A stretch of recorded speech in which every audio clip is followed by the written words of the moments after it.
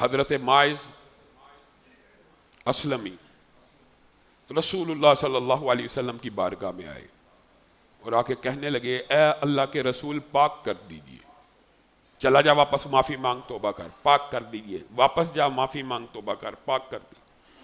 اس کا منہ چک کرو، شراب تو نہیں پیوی، نشے میں تو نہیں ہے، ہوش و حواس قائم ہے، قائم ہے، اس کو رجم کر دیا جائے۔ ماعز کو جب رجم کر دیا گیا تو صحابہ دو ٹکڑوں میں تقسیم ہو گئے۔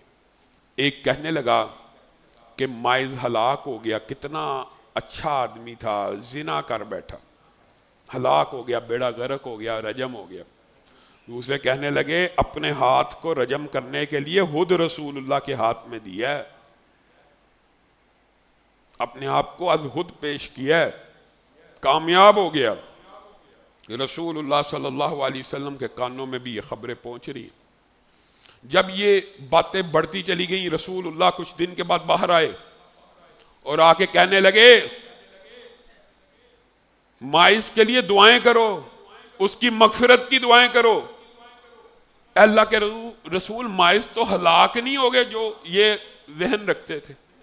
کہا تمہیں کیا پتا، ماعز نے ایسی توبہ کی ہے اگر ایک پوری امت میں بانٹ دی جائے تو سب کی اللہ تعالیٰ مغفرت فرما دے۔ چند دن گزرے، شبیبہ غامدیہ بھی آ گئی، اے اللہ کے رسول مجھے بھی پاک کر دیجئے۔ تجھے اب کیا ہوا، واپس چلی جا توبہ کر۔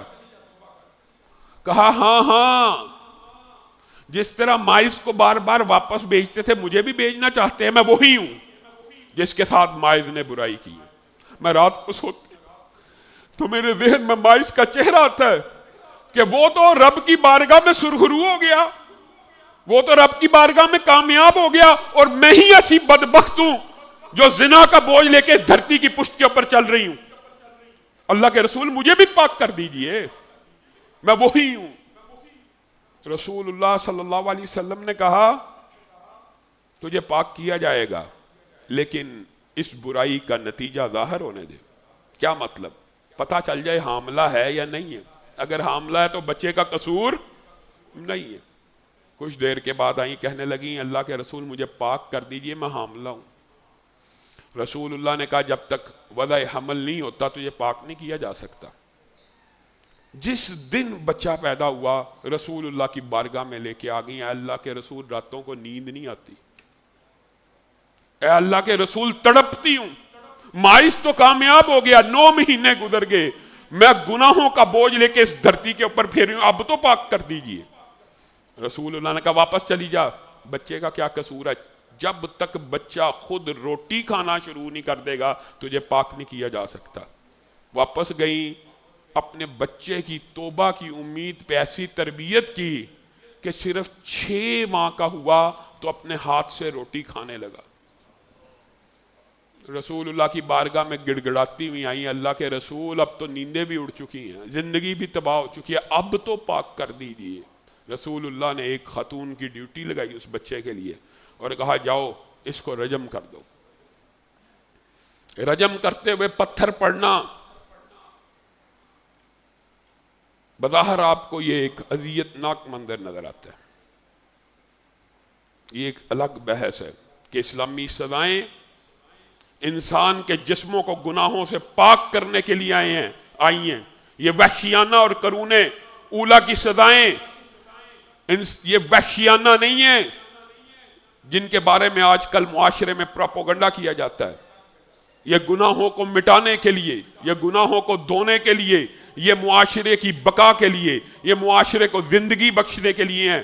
رسول اللہ کی پوری زندگی میں، اسلام کے پورے 1400 سال میں جس نے بھی رجم کی سزا پائی ہے اس نے ازہد اقرار کر کے پائی ہے، کیونکہ 4 گواہوں کا جو نصاب ہے وہ یا تو اعلانیہ بہت ہی کوئی برا بندہ ہو جو بیچ معاشرے میں ننگ دھڑنگ ہو کے کوئی برائی کا ارتکاب کرے، 4 گواہ موجود ہوں۔ آج لیکن معاشرہ اس سمت کے اوپر بھی آ چکا ہے۔ پتھر لگا شبیبہ غامدیہ کے ماتھے سے خون کا فوارہ پھوٹا، چند قطرے خالد ابن ولید کے کپڑوں پہ پڑ گئے۔ حضرت خالد ابن ولید کہنے لگے کیسی بری عورت تھی، جاتے جاتے میرے کپڑوں کو بھی ناپاک کر گئی۔ رسول اللہ صلی اللہ علیہ وسلم کے کان سے یہ جملے ٹکرائے، تیزی سے باہر آئے اور آ کے کہنے لگے خالد تو نے کیا بات کی ہے، خالد تو نے کیا بات کی ہے؟ اس عورت نے تو ایسی توبہ کی ہے کہ زمین کی پشت کے اوپر جو سب سے بڑا گناہ لوگوں سے ٹیکس لینا، لوٹ مار کرنا، لوٹ کھسوٹ کر کے بتھا لینا، زبردستی پیسے اچک لینا، اگر کوئی ایسا ظالم بھی توبہ کرے تو اللہ تعالیٰ اس کو بھی جنت الفردوس میں داخل فرما دے۔ اس نے ایسی توبہ کی ہے۔